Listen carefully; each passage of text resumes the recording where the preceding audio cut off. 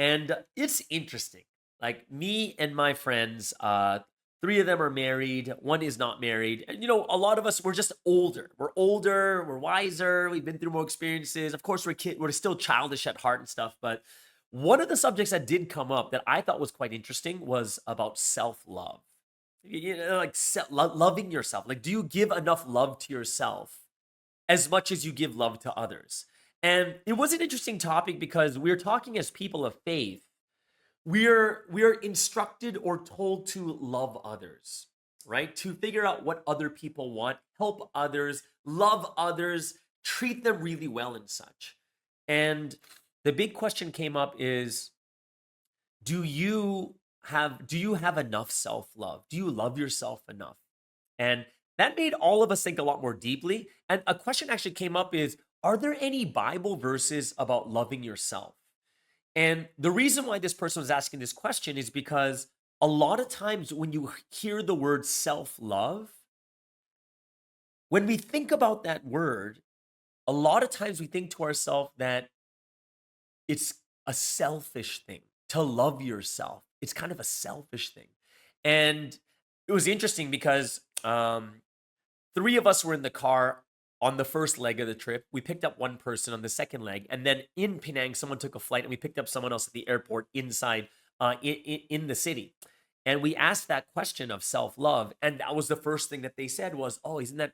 Yeah, I do think a lot about I am kind of selfish." And we're like, "Wow, it's true. People do look at the word self love, and we look at it in quite a selfish way." But I would say in the topic of our conversation is it's hard to love others when you don't love yourself, or eventually you will burn out if you don't have enough love for yourself. And I would agree that loving yourself is something that is essential before loving others. And when they asked, like, "Hey, Pastor Sky, what kind of Bible verses would you bring up?" And the first verse that popped up as we're talking, actually, there was another pastor in the car too, and it was actually from Matthew chapter 22, verse 37 and 38, which is the golden rule. Like, the religious leaders came to Jesus and said, what's the greatest commandment in the Bible? And Jesus said, to love the Lord your God with all your heart, with all your mind, and all your strength, right? So there's like, oh, there's number one, but number two is interesting. Number two says to love your neighbors as you love yourself, or treat others as how you would want to be treated.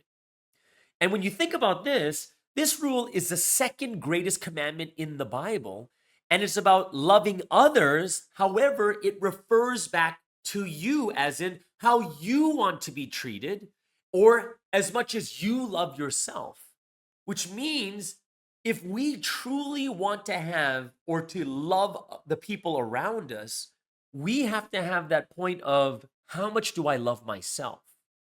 And as much as I love myself is as much as I'm able to give to others. And that was the first verse that we brought up is, yeah, you need to love yourself, because if you don't love yourself and you keep loving others, it eventually gets to the point you run out of love. Now, what does that mean? Run out of love. Well, love is a two-way street. You're not just giving love, but you're also receiving love. And if you're receiving and giving, it is perpetual. It continues on, right? And I would say that, yeah, we would have to love ourselves first. There's this one story that my friend was telling me about the difference between liking and loving. And I thought this was a very, very powerful analogy.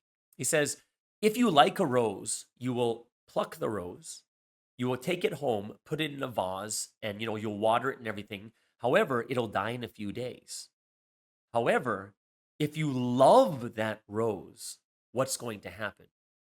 You're going to leave the rose planted as it is, allow it to fully grow to its, the top, the pinnacle of its beauty, and you will enjoy it because you love it so much. You allow it to grow and to grow to its best version of itself. And when the question came to me is, hey, what do you think self-love is? I looked at that analogy and said, that's the perfect analogy. To really love yourself is, are you allowing yourself to grow to reach a level where you have become the best version of yourself? That's the question. Do you develop yourself? Do you make yourself? Do you do things that are more helping who you are rather than hurting who you are? And I would say that that would be a much, much better definition of self love rather than saying, oh, self love is just focusing on myself, when in actuality, it isn't. The only way we're able to truly love others is when we're able to love ourselves first. Another verse that I would bring up would be Proverbs chapter 19, verse 8, that says, the one who gets wisdom loves life. The one who cherishes understanding will soon prosper. And I would say this has to do more with self development, making sure I do become a wise person, making sure I'm a person who does have understanding, which means that I need to develop myself first. I have to love myself in order for me to live a more prosperous or better life. And I would even say an even better verses to look at would be First Timothy chapter 3, when it talks about overseers and deacons. And when you read those 13 verses, it first talks about what type of person should become an overseer. Like that's a big one. Like how do we know who to choose to become a leader in the church, right? And one second, let me just bring it up right here. It's very interesting because it talks about what type of person. Well, look at verse 2.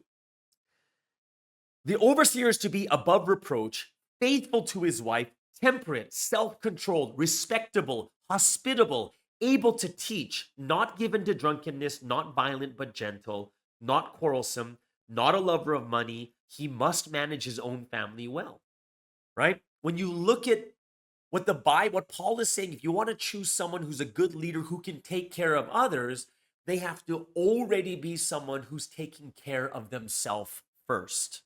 And I would say those would be a couple of verses that I would use. And I would say that it was a very deep talk that we had for probably 3.5 to 4 hours. I really, really enjoyed it. But I hope that you guys out there too will be able to engage in self love, not selfishness, self centeredness, but to love yourself, meaning allowing yourself to grow to the best version of who you truly should be.